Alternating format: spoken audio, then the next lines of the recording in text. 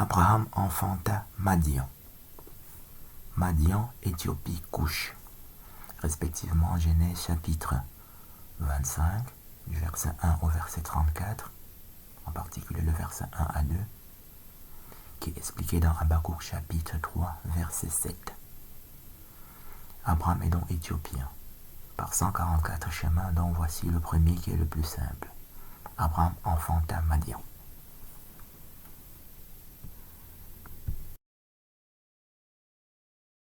Abraham, Sarah, Sion, Sion, Sion, Éden, mon peuple, Jérusalem, mon nom.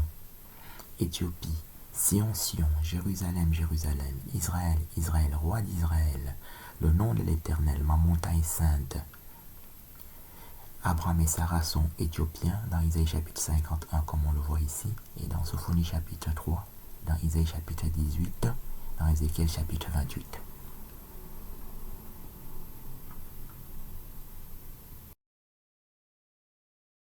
Sion, Jacob, Éthiopie, Sion, Psaume 99 et Sophonie chapitre 3. Sur cette image à gauche, Agar, égyptienne, enfante à Abraham, Ismaël, Genèse chapitre 16. Au milieu, Sarah enfante à Abraham, Isaac, Genèse chapitre 21. À droite, Kétura enfante à Abraham, Éthiopie, Madian, dans Genèse chapitre 25, dans lequel Jacob, que nous traitons ici, naît aussi. Moïse et Aaron, son frère, sont aussi Sion dans Psaume 99.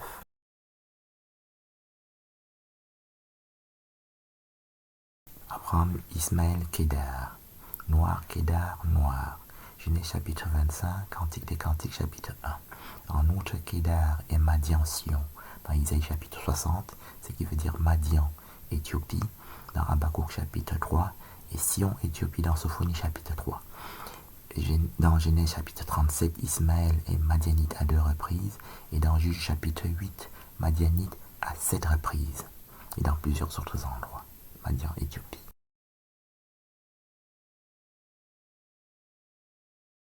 Nous étudions ici donc l'esprit de l'eau, et la semaine dernière nous avons démontré en vidéo de manière exhaustive que l'eau c'était le feu, mais l'eau c'est aussi la terre, puisqu'il est dit dans 2 Pierre chapitre 3, une terre tirée des eaux est formée au moyen, non, une terre tirée de l'eau formée au moyen de l'eau.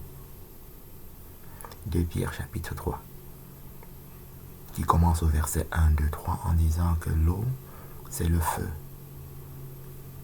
que la terre a été formée par la parole qui est l'eau, et que la terre sera jugée par la parole en tant que parole feu. Mais cette partie on avait déjà étudié sans citer ce verset-ci. Mais ici nous citons 2 Pierre 3 pour dire que la terre qui est le feu est aussi, donc l'eau qui est le feu est aussi la terre, puisque la terre elle-même a été tirée de l'eau au 3e jour de la Genèse. Au 1er jour, Dieu crée les cieux et la terre. Le 2e jour, il crée le firmament pour séparer les eaux qui sont en haut. Le ciel, c'est de l'eau, parce qu'on dit les eaux en haut du firmament, et il y a les eaux en bas du firmament. Ça, c'est le 2e jour.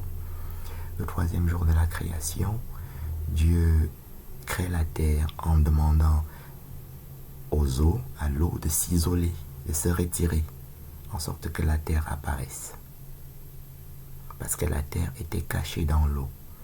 En sorte que d'un point de vue chimique ou biochimique, la terre est un même élément moléculaire, puisqu'elle était miscible, elle était mélangée de manière parfaite à l'eau, de façon à ce que quand on regardait de l'eau, on ne voyait pas la terre. Et c'est quand Dieu a ordonné à l'eau de se retirer qu'on a vu la terre au 3e jour de la création, Genèse chapitre 1, qui est donc séquencé de manière biochimique dans 2 Pierre chapitre 3. Une terre tirée de l'eau est formée au moyen de l'eau.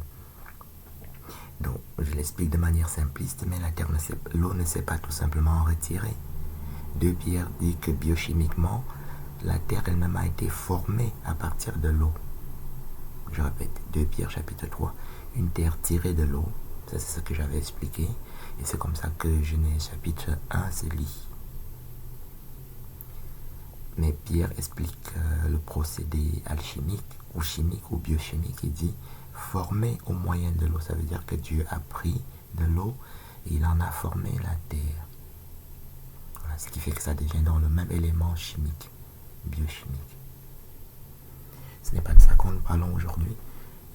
Nous essayons aujourd'hui de poursuivre l'étude de l'esprit de l'eau, dans lequel la semaine dernière on avait dit que tout au long de l'étude on avait vu que Jésus-Christ est un ange. On ne dit pas qu'il est seulement un ange, on dit qu'il a en lui les attributs d'un ange, les attributs angéliques qu'il reçoit d'ailleurs de Abraham. Parce qu'on dit dans Matthieu chapitre 1 verset 1, généalogie de Jésus-Christ, fils de David, fils d'Abraham. Matthieu chapitre 1 verset 1. Généalogie de Jésus-Christ, fils de David, fils d'Abraham. Et on cite tous les patriarches de la Bible en commençant par Abraham, Jacob, tout le monde est là-dedans, et Jésus qui est le dernier de la lignée, et Adam, fils de tout le monde. Il est le fils de la tribu de Juda, qui est issu d'Abraham. Et Abraham est un ange dans deuxième livre d'Esdras, chapitre 1, versets 39 à 40. On dit Abraham, ange de l'Éternel. Deuxième livre d'Esdras, chapitre 31, versets 39 à 40. Et David, qui est descendant d'Abraham, au verset 6 et au verset 1 de Matthieu 1, est aussi ange de l'Éternel dans Zacharie chapitre 12. Zacharie chapitre 12, on dit David, ange de l'Éternel, Dieu. Donc on dit David est à la fois Dieu et il est à la fois ange de l'Éternel. Il n'y a rien de choquant. C'est les musulmans qui ont perverti l'intelligence qu'il y a dans ça. Quand on dit Dieu a fait l'homme à son image, ça veut dire que nous sommes une particule de Dieu. Il y a dans nous une essence divine. Bien, poursuivons. Jacob, qui est cité de la tribu de Juda aussi, est ange de l'Éternel dans le livre de Osée. On dit Jacob, ange de l'Éternel, Dieu. En sorte que quand Jésus-Christ arrive dans l'évangile et qu'il dit qu'il est Dieu, ou qu'il est fils de Dieu, ou qu'il est ange de l'Éternel dans Zacharie, dans Galates chapitre 4, verset 14, il n'est pas en train de déconner, il est en train de répéter ce qui était déjà dit dans l'évangile. Nous aggravons ici tout ce que nous avons dit. Dieu le Père lui-même a des attributs angéliques qu'on trouve dans Exode chapitre 23, à partir du verset 20. Qui se lit Exode chapitre 23 verset 20. Voici, j'envoie un ange devant toi pour te protéger en chemin et pour te faire arriver au lieu que j'ai préparé. C'est ça qu'on appelle l'ange gardien, qui est donc Dieu le Père, qui est aussi Dieu le Fils. Verset 21. Tiens-toi sur tes gardes en sa présence et écoute sa voix. Ne lui résiste point parce qu'il ne pardonnera point vos péchés, car mon nom est en lui. Donc Dieu le Fils, qui est Jésus, porte le nom du Père, comme on avait vu, y compris dans le livre des Proverbes.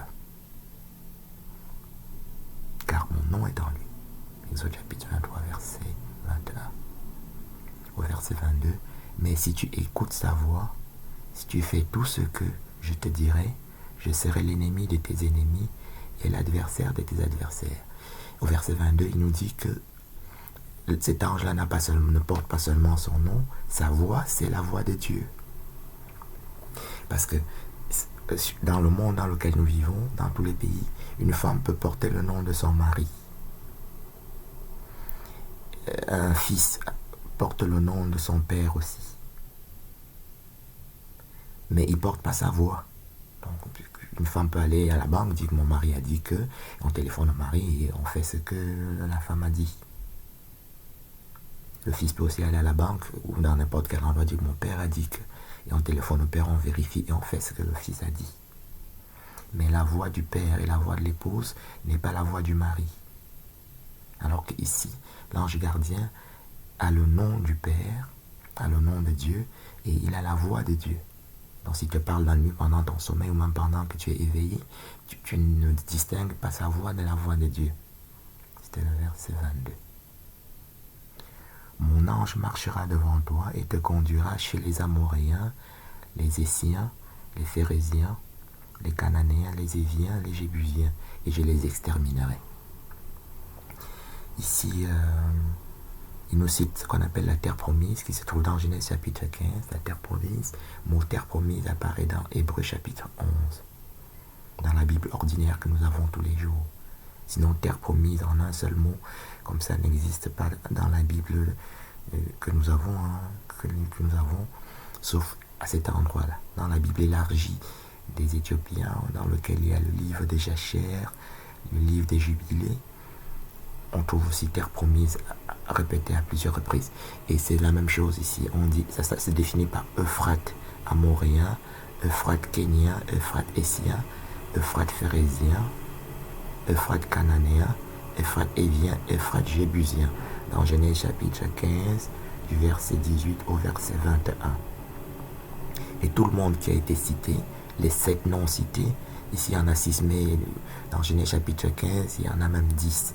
Mais ça représente 7 États, 7 pays qui sont donnés à Israël. Et ce sont des pays éthiopiens. Kénien, c'est dit, Kénien, beau-père de Moïse, dans le livre des Juges, chapitre 1, verset 11 jusqu'au verset 18. Juges, chapitre 1. Et dans Juges, chapitre 4 aussi, on dit Kénien, beau-père de Moïse. Et donc, on est en train de définir la terre promise qu'on trouve dans. On dit Dieu donne, je te donne. Genèse chapitre 15, Dieu dit je te donne cette terre, la terre des Euphrates, qui s'appelle Euphrate Kénien. Et Kénien veut dire beau-père de Moïse. Et dans Nombre chapitre 12, verset 1, on dit Moïse, la femme éthiopienne qu'il avait épousée, car il avait épousé une femme éthiopienne. Donc, quand on dit Kénien, beau-père de Moïse, dans Juge chapitre 1, et dans Juge chapitre 4, et dans quelques autres endroits encore, ça veut dire que éthiopienne, Moïse. Qu'on trouve dans Exode chapitre 2, on dit Moïse, Madian, Séphora, Madian. Et dans Exode chapitre 3, on dit Madian, terre promise, répété dans Actes des Apôtres chapitre 7. On dit Madian, terre promise, Sinaï. Et Madian, c'est un sceau. Pour décoder ce sceau, pour casser le sceau, pour briser le sceau, il fallait le chercher dans Habakkuk chapitre 3, verset 7, qui se lit Madian, Éthiopie, Couche. Donc Séphora est éthiopienne, Couche, Couchite. Dans Habakkuk chapitre 3, verset 7. Et dans le livre de Jachère, dans le livre des Jubilés, etc. La terre promise est Éthiopie, Couche. Et Moïse lui-même est Madian, Couche. Et tous les autres noms qu'on voit ici, amoréens, c'est fils de Cham. Ce sont des Couchites. Genèse chapitre 10, on dit fils de Cham, Couche, Couche, Couche. Ce sont là les fils de Cham. Genèse chapitre 10, du verset 6 au verset 32. Il faut lire à partir du verset 1. Et au verset 3, on dit que Ashkenaz, qui se trouve en Palestine, en train de s'aimer la terreur, n'est pas sémite, il est fils de Japhet. Verset 1, Genèse chapitre 10. Les fils de Noé, Sem, Cham, Japhet. Fils de Japhet, Ashkenaz, verset 3. Et parmi les descendants de Cham, on trouve tous les noms qui ont été cités ici. Amoréens, Essiens, Phérésiens, Cananéens au verset 15.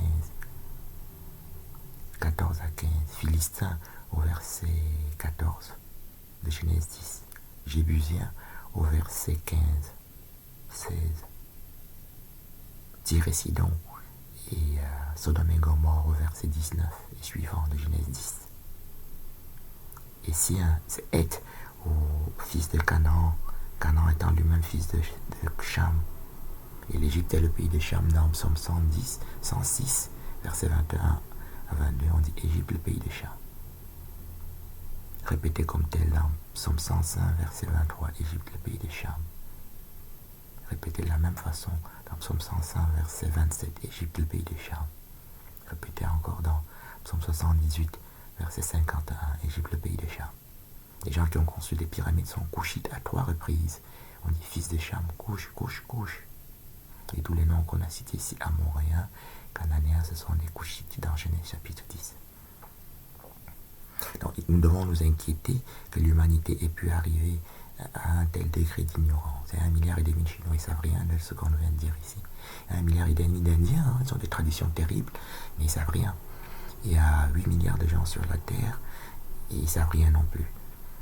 Et il y a des guerres à cause d'un faux Euphrate voilà, et des choses comme ça qui sont totalement fausses. On était en train d'expliquer ici que Dieu peut être aussi, a en lui les attributs d'un ange, et qu'il est pour cela l'ange gardien, et il est l'ennemi de notre ennemi, parce qu'il est l'ange gardien. C'est répété comme ça dans Zacharie chapitre 9. Je camperai autour de ma maison pour la garder contre les allants et venants, contre toute une armée. Et l'oppresseur ne dominera plus sur elle, puisque j'ai mes yeux fixés sur elle. Zacharie chapitre 9. Zacharie chapitre 9 définit Sion comme Éthiopie. On dit Sion, Éthiopie, l'épouse de Jésus-Christ. Zacharie chapitre 9. Sion se définit ça comme Éthiopie dans Sophonie chapitre 3. On dit Éthiopie, Sion, Sion. Jérusalem, Jérusalem, Israël, Israël, roi d'Israël, le nom de l'Éternel. Sophonie chapitre 3, du verset 10 au verset 16. Roi d'Israël, c'est le nom de Christ dans Zacharie chapitre 9 que nous venons de citer. On dit réjouis-toi Sion, car voici ton roi qui vient à toi. Zacharie chapitre 9, qu'on appelle noces de l'agneau dans les versets plus bas. Éthiopie, Sion, nom de l'Éternel, ma montagne sainte, dans Isaïe chapitre 18, versets 1 à 7. Ma montagne sainte dans Sophonie chapitre 3 que nous avons vu aussi, nom de l'Éternel. Euphrate est le nom de l'Éternel dans Jérémie chapitre 13. On dit Euphrate, Éthiopie, mon nom, etc. Il y a 4 Euphrate dans Jérémie chapitre 13 qui sont tous éthiopiens. Donc, il faut s'inquiéter de la quantité d'ignorance que nous avons accumulée, qui est la pathogénie de la mort, de l'entropie. C'est l'élément qui cause l'entropie, c'est-à-dire la maladie et la mort, c'est l'ignorance. L'ignorance est une entité invisible qui crée la maladie et la mort. Et la maladie et la mort, ça s'appelle l'entropie. Donc là, ici, Dieu se définit comme ange gardien, qui, au verset 22, dit « Si tu écoutes sa voix, je serai l'ennemi de tes ennemis, l'adversaire de tes adversaires. » Qui s'entend comme ange gardien. Il dit « Pour te protéger et pour te conduire. » C'est ça qu'on appelle ange gardien, que nous avons aussi trouvé dans Zacharie chapitre 9. Au verset 25, il dit « Vous servirez l'Éternel votre Dieu, et il bénira votre pain et vos eaux, et j'éloignerai la maladie du milieu de toi. » Nous avons suggéré que l'eau, c'est une guerre des eaux, et que l'eau c'est la vie. Et on avait dit à un moment donné qu'il y avait la vie, y compris dans les eaux vives de la femme, appelées eaux vives dans Cantique des Cantiques chapitre 4, Cantique des Cantiques chapitre 5 et Cantique des Cantiques chapitre 6. Dans Genèse chapitre 49, on dit la bénédiction des eaux en haut, qu'on appelle le 7e océan, qui est l'eau qui est au-dessus du firmament, et la bénédiction des eaux en bas. Il y a aussi une bénédiction dans les eaux en bas. Et ces eaux-là nous protègent de la maladie. Il dit, je bénirai vos eaux et il n'y aura plus de maladie, qu'on trouve dans le 2e livre des rois, chapitre 2 et suivant. Quand Élisée bénit les eaux, purifie les eaux, que nous avons appelé lavement des eaux, et les eaux deviennent médicinales, comme dans Ézéchiel, chapitre 47, c'est-à-dire, c'est une eau qui enlève la maladie, qui purifie nos propres eaux, qui sont malsaines, les eaux qu'il y a dans notre corps.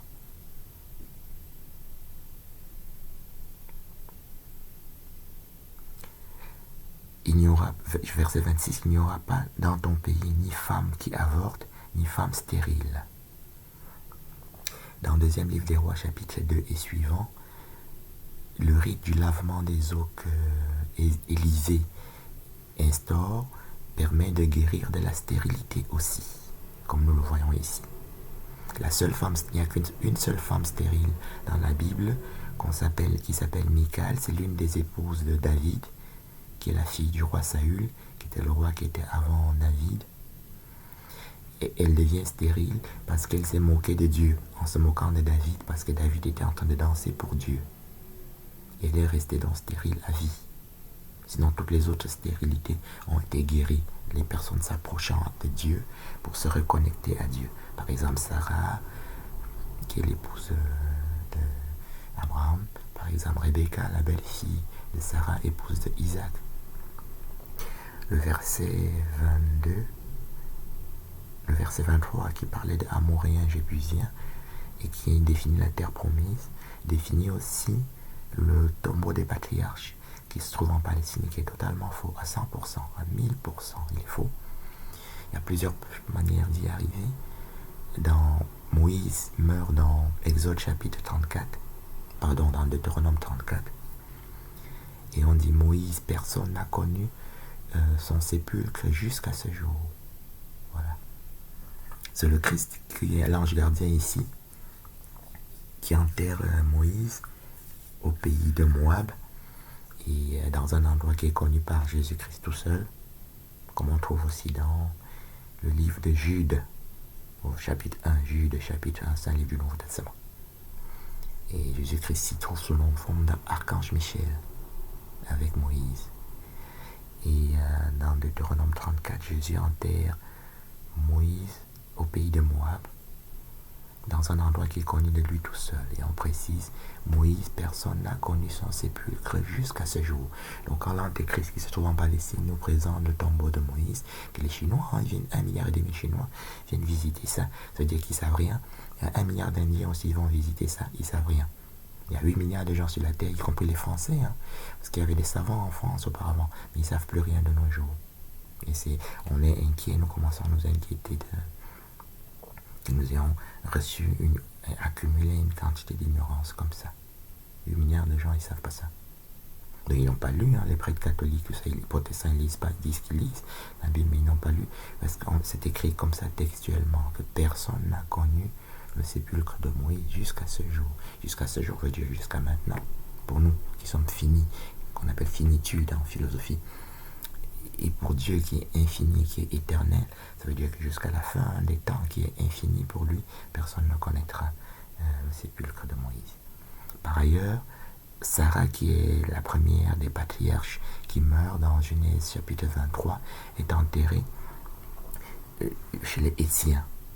On dit le sépulcre de Zoar, fils de Heth, Genèse chapitre 23. Zoar le Hétien. Le Hétien est répété plusieurs fois, et c'est dans Genèse chapitre 23, qui est répété tout au long du livre de la Genèse, y compris dans Genèse 49. Sarah est enterrée à Hétien, Hétien. Et Hétien, c'est fils de Cham. On dit fils de Cham. Canaan, Heth. Fils de Canaan, Heth, au verset 14. Heth au verset 14-15. Et on dit couche, fils de Cham, couche, 3 fois Canaan, Heth. Donc Heth est couchite, comme son grand frère ou son oncle. Et il est chamite aussi. Et le sépulcre de Sarah ne se trouve pas en Palestine. Les Palestiniens sont prétendument des Ismaélites, ce qui est aussi faux. Faut s'inquiéter de ces choses-là. Tout ça est faux. Donc les Palestiniens ne sont pas ismaélites non plus. Ils ne sont pas chamites non plus, ils ne sont pas couchites. Et de toutes les façons, le sépulcre de Sarah se trouve à Heth. Et c'est la première des patriarches qui meurt. Abraham meurt après dans Genèse chapitre 25. Il est enterré par Ismaël et Jacob et Isaac, fils d'Abraham, au verset 6-7 de Genèse 25, à Heth aussi. Dans le même sépulcre Hétien. Genèse chapitre 25, verset 6, 7 et suivant. Et Abraham est éthiopien. Dans ce chapitre-là, on dit fils d'Abraham, Madian. On dit Isaac. Donc Abraham, après la mort de Sarah dans Genèse chapitre 23, Abraham prend dans Genèse 25 une troisième épouse qui s'appelle Kétura. Et Kétura lui enfanta Madian. Genèse chapitre 25. Du verset 1 au verset 2, 4. Et Madian se définit comme Éthiopie, Madian, Couche, dans Habakkuk chapitre 3, verset 7. Dans le même Genèse chapitre 25, le petit-fils d'Abraham, on dit Abraham, Madian, Ismaël au verset 13. Et fils d'Ismaël, on a Kédar. Ça donne Abraham Kédar, son petit-fils. Et Kédar se définit dans Cantique des Cantiques chapitre 1 comme au verset 4, 5, 6, on dit noir comme Kédar, noir. Ça donne Kédar, noir. Bien. Il y a 144 chemins pour prouver que l'Égypte c'est le pays des charmes. 144 chemins pour prouver qu'Abraham est noir. Par exemple, dans Isaïe chapitre 42, non, Isaïe chapitre 51, on dit Abraham, Sion, 3 fois Sion. Abraham, Sarah, Sion, Éden, mon peuple, Jérusalem. Isaïe chapitre 51.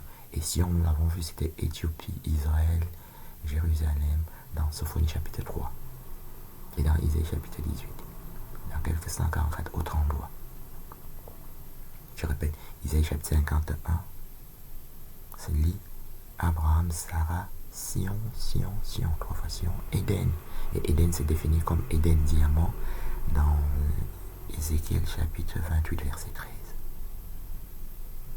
Donc Abraham est 3 fois Sion, qui veut dire 3 fois Éthiopie, dans Sophonie chapitre 3, verset 10 à 16. Et dans Isaïe chapitre 18, verset 1 à 18.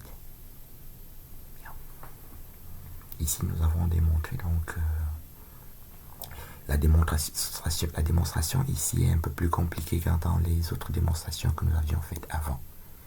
Mais en tout, Jésus-Christ était ange de l'Éternel dans Zacharie chapitre, dans Galates chapitre 4, verset 14. On dit ange de Dieu, Jésus-Christ. Ici, on voit que Dieu le Père lui-même est l'ange gardien par délégation en Jésus-Christ. Puisqu'il dit, j'envoie devant toi un ange pour te protéger et te conduire, car mon nom est en lui, sa voix est ma voix, et je serai l'ennemi de tes ennemis, l'adversaire de tes adversaires, qui est répété au verset 27. J'enverrai ma terreur devant toi, et je mettrai en déroute tous les peuples chez lesquels tu arriveras, et je ferai tourner le dos devant toi à tous tes ennemis. Ça, c'est la définition de l'ange gardien, qui n'est pas nous-mêmes, qui est Dieu. Et les ennemis visibles que nous voyons sont même moins graves que les ennemis invisibles que nous sommes en train d'étudier et que nous appelons la maladie. Nous sommes en train d'étudier la Bible sous son acception médicinale, thérapeutique. Et ici, on a parlé de l'ange gardien qui peut nous protéger de nos ennemis visibles, et y compris de l'ennemi visible, invisible, qui est la maladie.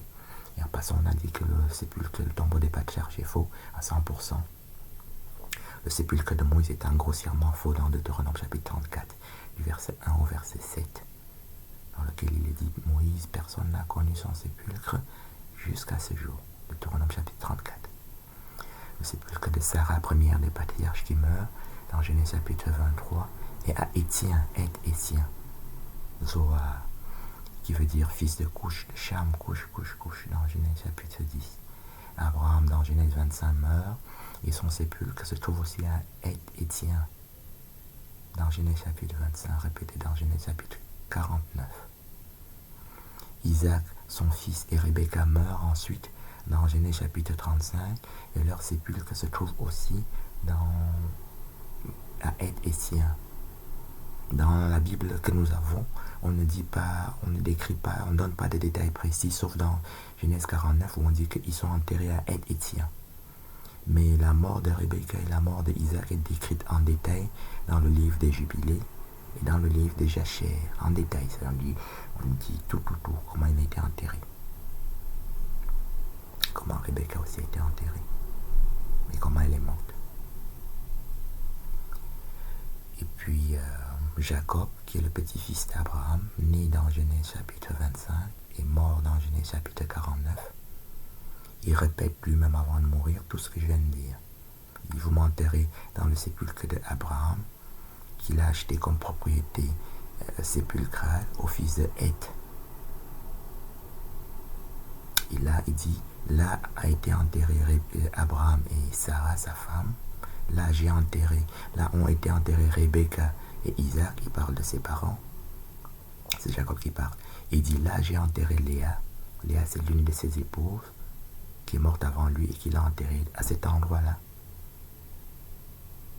Et il dit là, donc c'est là qu'il faut l'enterrer lui. Voilà. Rachel, une autre de ses épouses, était morte à Bethléem. Et sur le chemin de Bethléem dans Genèse chapitre 32, elle a été enterrée donc sur cette route-là. Voilà.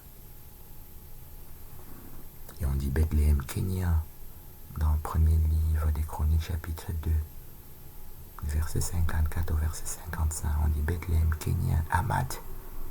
Et Hamath se dit couche, Hamathien dans le livre Genèse chapitre 10.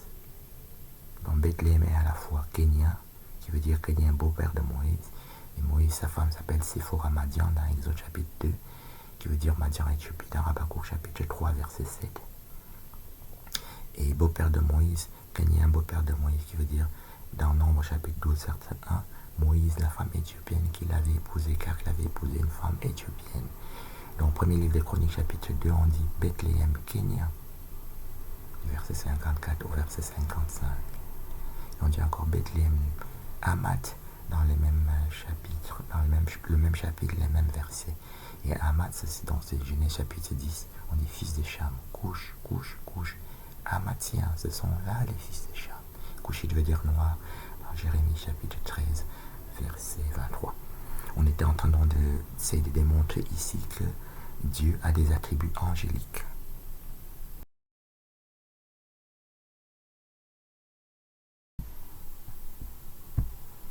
Dieu te sauvera de la mort pendant la guerre.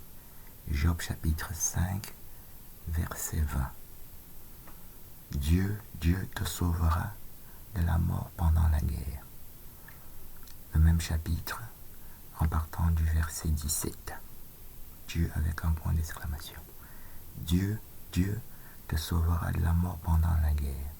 Dieu au verset 15, Dieu au verset 17, ajouté au verset 20. Dieu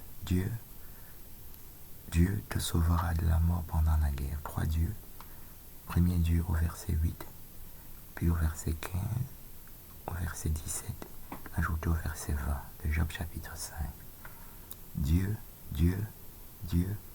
4 dieux, te sauvera de la mort pendant la guerre. Job chapitre 5, verset 8, où il y a 2 dieux, puis au verset 15, au verset 17, augmenté au verset 20. Nous poursuivons ici l'étude de la carcinologie, de la cancérologie.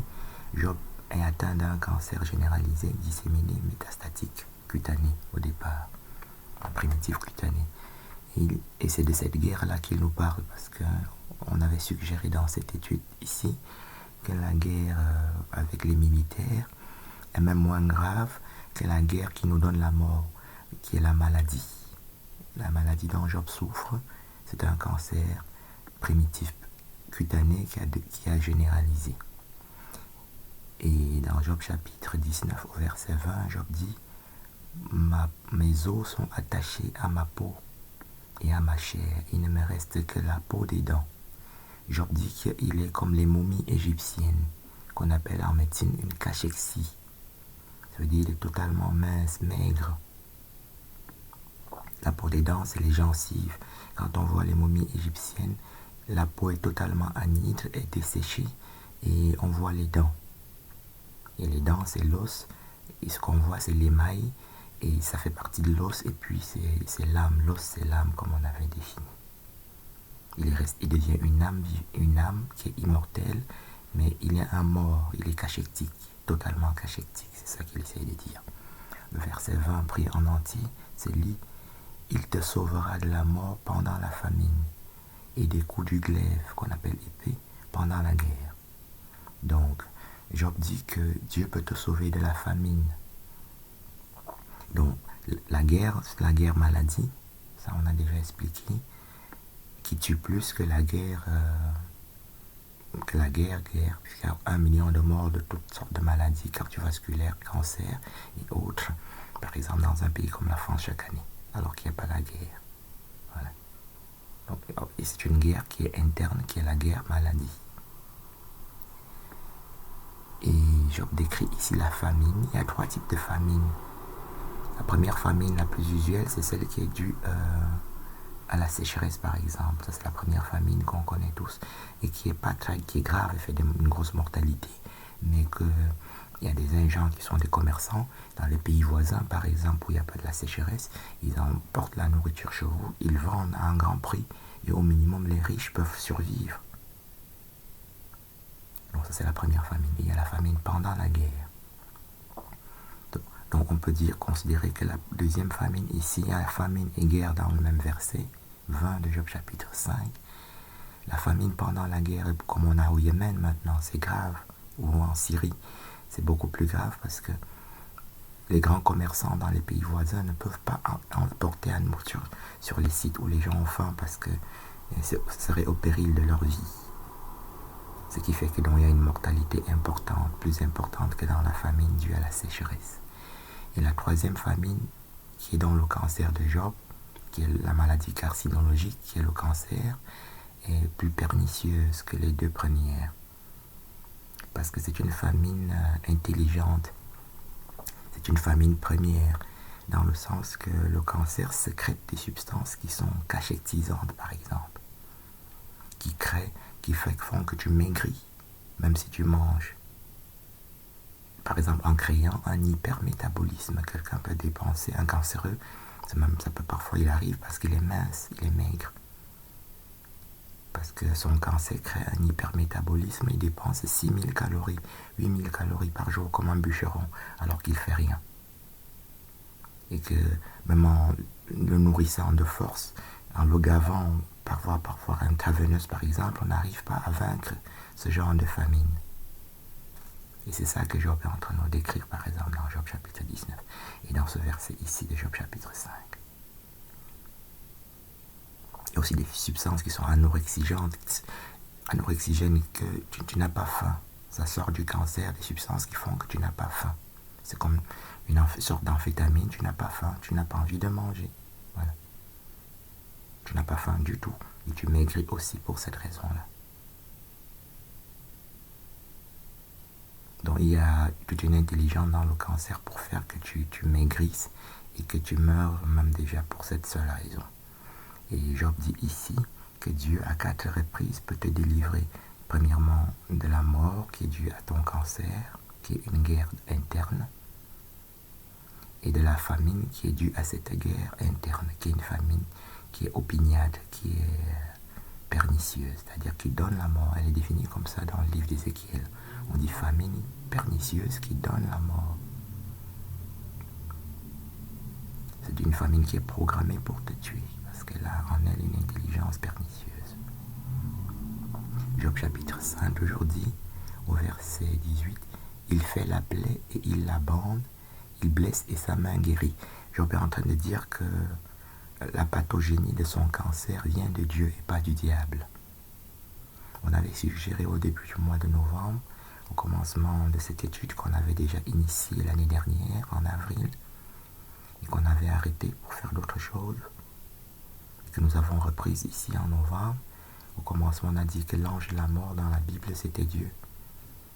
Parce que nous, on s'est déconnecté de l'intelligence de Dieu, de son esprit, pour nous attacher à une intelligence dystrophique, qui est Satan, ce qui fait que Dieu qui a un venin de vérité, ce venin devient toxique. Nous devenons allergiques à la vérité primordiale qui crée dans notre âme des maladies auto-immunes.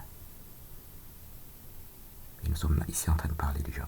Et au verset 18, on confirme ce que on avait dit au début, qui est repris plusieurs fois dans le livre de Job. Job dit un peu plus loin, ses os sont dévorés par le premier-né de la mort. Le premier-né de la mort, c'est le Christ. Qu'on chante dans Colossiens, dans Éphésiens, on dit le premier-né de la mort, et dans l'Évangile. Que Job aussi appelle le premier des hommes, qui est le Christ aussi. Et dans Apocalypse chapitre 2, versets 22 à 23, le Christ dit, je sonde, je ferai mourir de mort ses enfants, et toutes les églises connaîtront que je suis celui qui sonde les reins et les cœurs. Je vous rendrai à chacun selon vos œuvres. On a expliqué cette partie-là qui est un peu subtile. Donc nous nous déconnectons de l'esprit de Dieu, nous nous attachons à une intelligence étrangère qui fait la guerre à notre esprit. Et Dieu, qui avait un plan de vie pour nous, ce plan de vie nous devient toxique. Dans ce chapitre de Job chapitre 5, nous avons rappelé que Dieu est capable de nous délivrer de la mort pendant la guerre, y compris de la guerre qui est guerre de l'armée, et de la guerre spirituelle qui peut atteindre tout homme. Par exemple, comme moi, on a déclaré que j'étais faux allié, et on essaye de m'assassiner désormais parce que le complot a été mis à jour. Et Dieu peut te sauver aussi de ce genre de guerre. Et de la guerre comme ça que les militaires font. C'est ça que Job est en train de dire. Au verset 12 de Job chapitre 5, on dit « Il anéantit le projet des hommes rusés, et leurs mains ne peuvent les accomplir. Il prend les sages dans leur propre ruse, et les desseins des hommes artificieux sont renversés. » C'est le verset 13 ici. Verset 14, « Il rencontre les ténèbres au milieu du jour, il tâtonne en plein midi comme dans la nuit. » Verset 15, « Ainsi Dieu protège le faible contre leurs menaces et le sauve de la main des puissants. Et l'espérance soutient le malheureux, mais l'iniquité ferme la bouche. » Verset 16. Verset 17. « Heureux l'homme que Dieu châtie, ne méprise pas la correction du Tout-Puissant. » Tout le verset parle aussi de la grande tribulation, comme celle que nous vivons actuellement, c'est-à-dire le Covid et son faux vaccin. On voit qu'on appelle la grande tribulation, que c'est les gens qui sont vaccinés, les pays où il y a le plus de mortalité, c'est le pays les plus vaccinés, Israël, les États-Unis et l'Italie. C'est les 3 pays qui sont en tête et qui sont les plus vaccinés, et c'est là qu'il y a la plus grosse mortalité, qui laisse penser que c'est le vaccin qui tue, qu'on appelle dans la grande tribulation. Et Dieu est capable, comme il le dit dans Matthieu 24, de délivrer, y compris l'humanité, de ce genre d'extorsion. Job chapitre 5, donc, Dieu te sauvera de la mort pendant la guerre. Au verset 18, au verset 20. Et au verset 18, il fait la plaie et il la bande, il blesse et sa main guérit. Job dit que sa maladie ne vient pas du diable, que sa maladie vient hypothétiquement d'une déconnexion de sa part de Dieu. Et il s'est rattaché à Dieu et la maladie est guérie.